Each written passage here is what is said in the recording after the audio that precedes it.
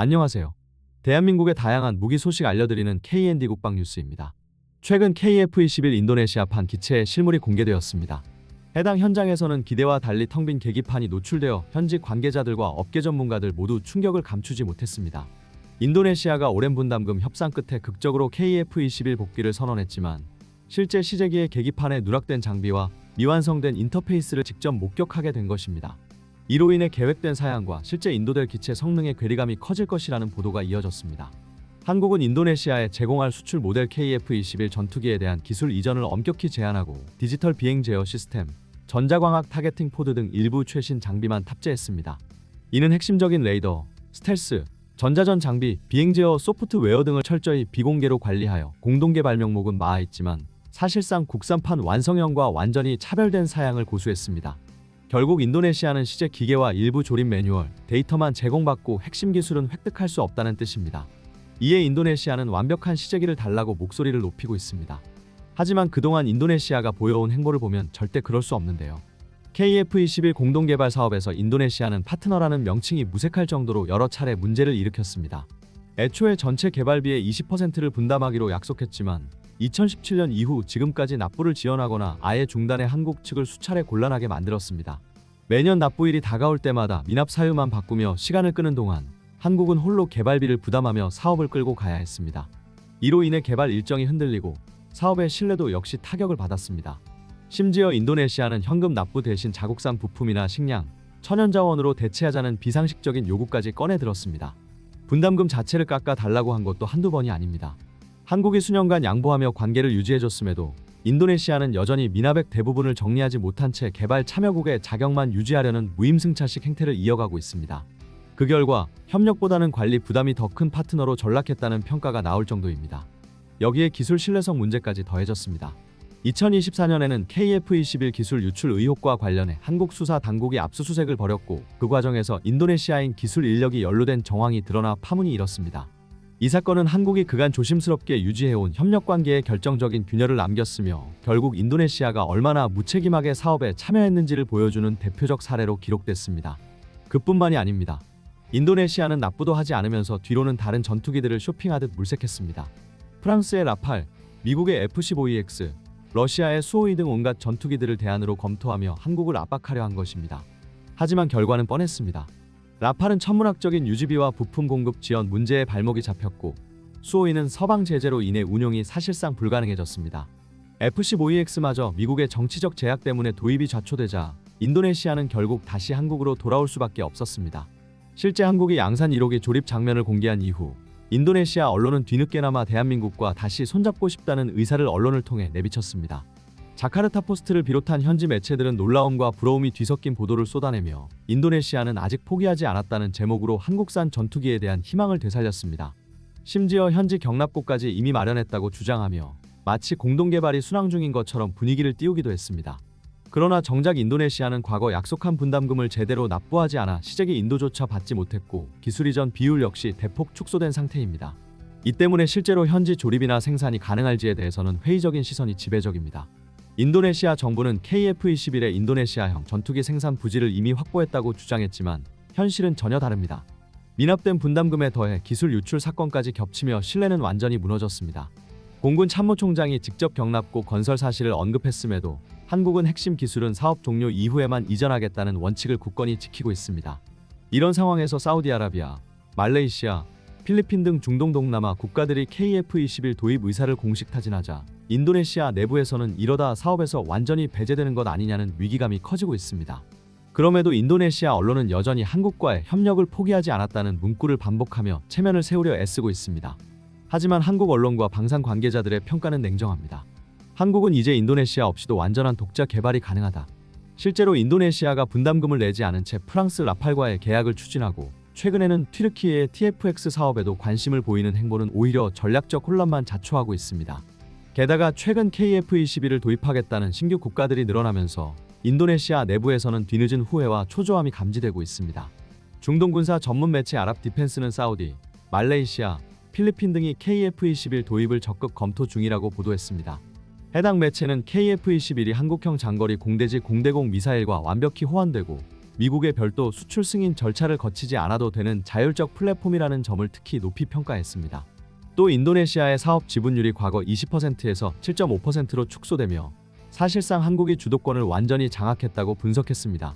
이어 왜 사우디가 KF-21을 선호하는가라는 기사에서는 KF-21이 라팔급 성능을 훨씬 낮은 가격에 제공하며 유지 보수 비용까지 대폭 절감할 수 있다는 점을 강조했습니다. 이는 프랑스 전투기의 독점 구조를 무너뜨릴 게임 체인저라는 평가로 이어졌습니다. 라팔은 여전히 고품질을 내세우지만 지나치게 높은 운용비와 까다로운 무장 통합 문제로 해외 고객들의 불만이 커지고 있습니다. 실제로 인도는 라팔 도입 과정에서 무장 호환을 맞추기 위해 추가로 수억 달러의 예산을 들여야 했습니다. 반면 KF-21은 국산 A사 레이더, 첨단 전자전 장비, 개방형 아키텍처 기반 무장 통합 시스템 등으로 훨씬 유연한 구조를 갖추고 있습니다. 이로 인해 각국 공군은 자신들의 전력 구성에 맞춰 손쉽게 무장을 교체하거나 업그레이드할 수 있고 유지비 또한 획기적으로 줄일 수 있습니다. 특히 최근 공개된 KF-21 양산형 기체는 그동안의 모든 시험 데이터를 바탕으로 완벽에 가까운 수준으로 다듬어졌습니다.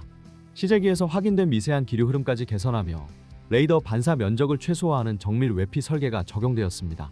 엔진 공기흡 입구의 각도와 내부 도료 성분까지 새로 조정해 스텔스 성능을 더욱 끌어올렸고 항전 장비는 이미 실전 배치를 염두에 둔 완전 국산화 버전으로 교체되었습니다.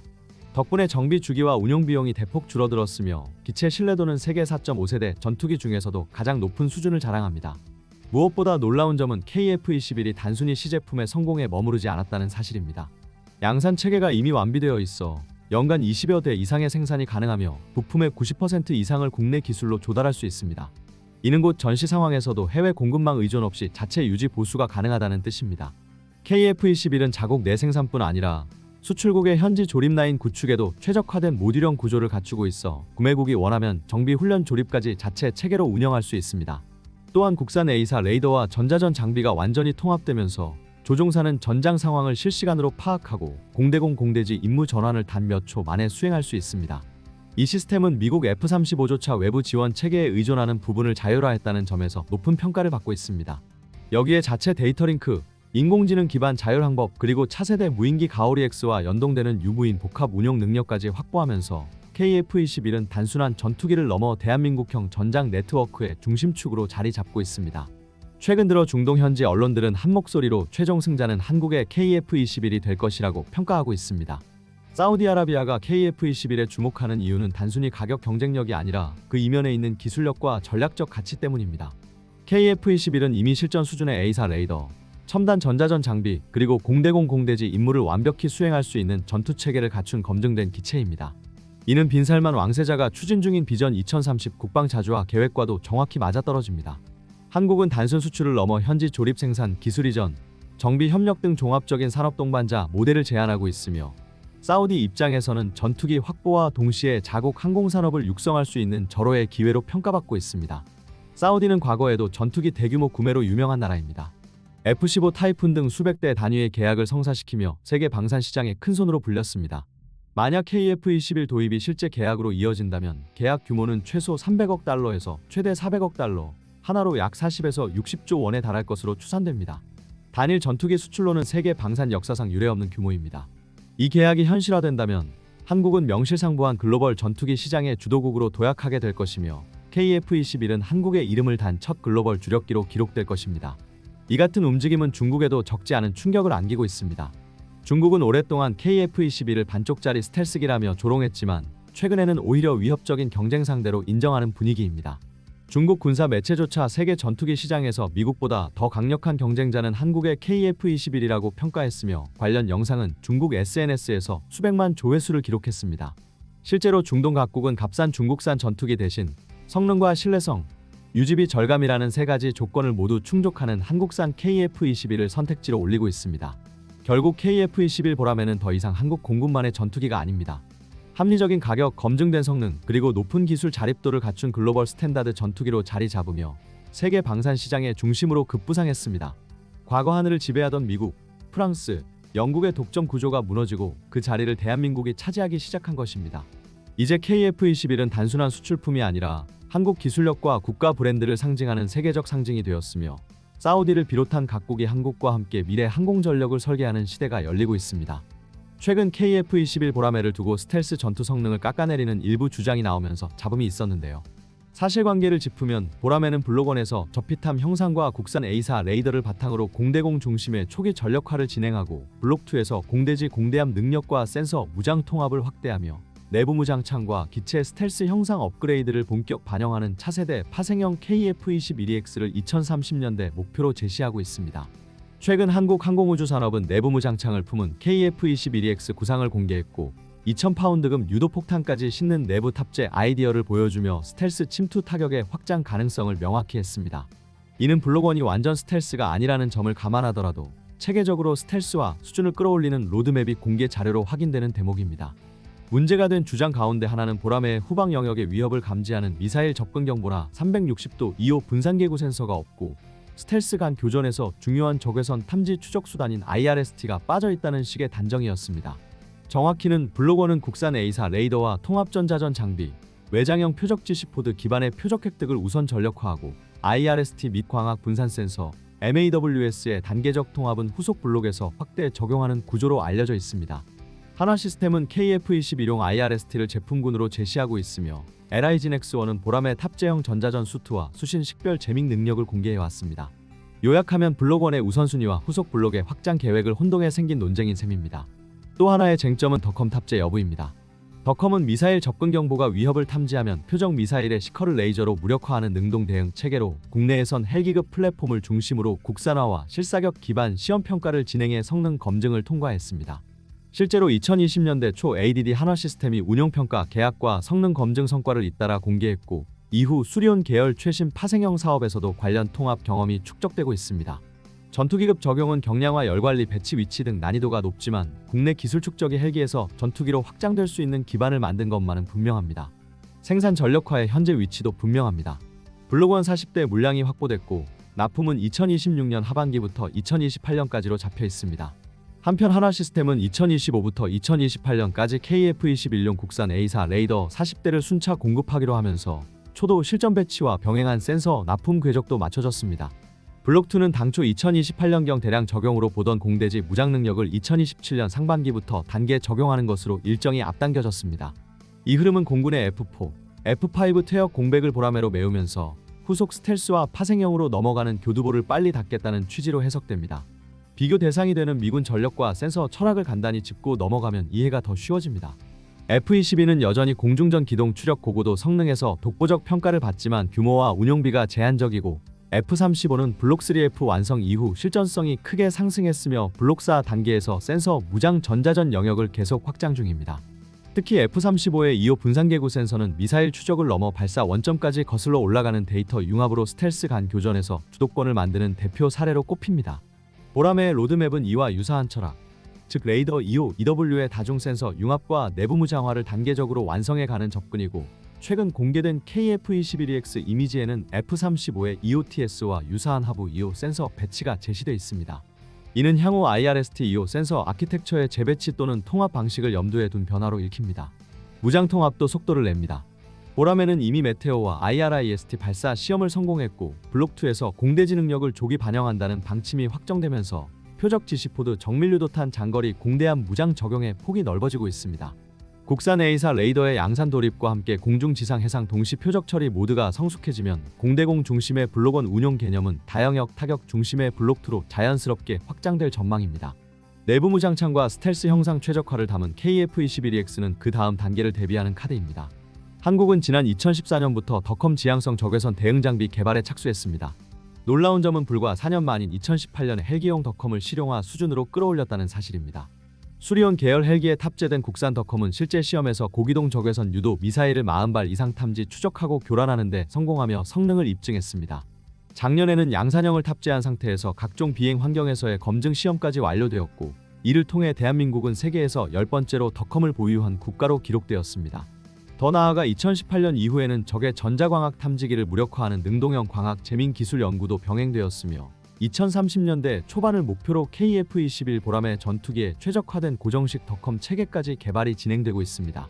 이 같은 흐름은 단순한 헬기 방어 체계를 넘어 전투기와 대형 수송기까지 확장할 수 있는 기반을 닦고 있다는 점에서 의미가 큽니다. 중국과 일본은 여전히 KF-21을 반쪽짜리 스텔스기라며 평가절하하고 있지만 실제로는 한국이 보유한 기술력은 이들의 선정과는 차원이 다릅니다. KF-21은 이미 국산 A사 레이더의 비행시험을 마치고 스텔스 핵심 지표인 RCS 수치를 실측으로 검증하는 단계까지 왔습니다. 시뮬레이션 수치와 실측값이 일치하며 신뢰성이 입증된 만큼 이후 블록2와 EX 파생형에서 스텔스 성능은 한층 강화될 예정입니다.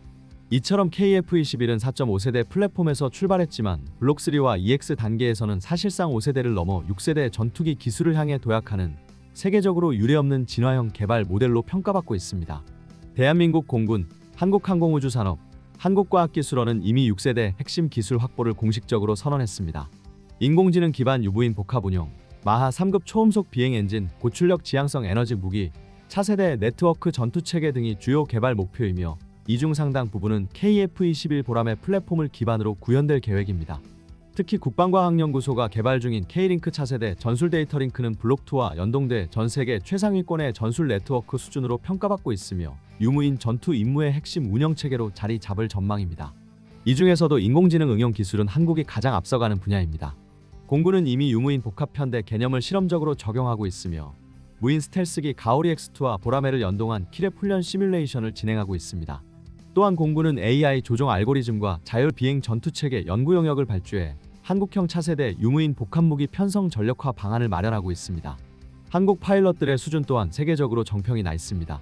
국산 고등운영기 TO10 계열을 통해 조종사 양성 체계를 독자적으로 완성한 국가는 전 세계에서 손에 꼽히며 그 결과 한국 공군은 조종사 전환 훈련 속도와 수준에서 최상위권을 자랑합니다. 해외 언론들도 한국산 훈련기와 파일럿 양성 시스템을 높게 평가하며 한국이 단순히 무기를 만드는 나라가 아니라 그 무기를 운용하는 인력까지 최고 수준으로 길러내는 체계를 갖췄다고 분석합니다. 한편 국산 전투기 엔진 개발도 병행되고 있습니다.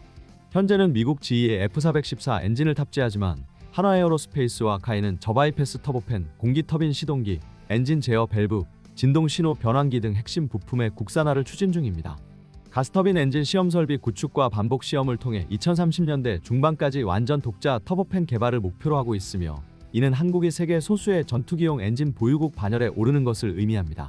최근 KF-21의 시험 비행에서는 조종사들이 실제 전투 상황에 가까운 기동을 수행하며 엔진의 애프터버너 성능과 기체의 기동성을 입증했습니다. 특히 랜딩 기어를 수납한 채 고속 기동 시험을 성공적으로 마치며 그간 KF-21을 평가절하하던 해외 언론의 시각을 180도 바꿔 놓았습니다. 아직 개발이 완전 종료된 것은 아니지만 지금과 같은 속도와 성과라면 KF-21은 세계 방산 시장에서 대한민국을 새로운 게임 체인저로 각인시킬 것이 분명합니다. 시청해주신 여러분 감사합니다. 구독, 좋아요, 후원은 콘텐츠 제작에 큰 도움이 됩니다.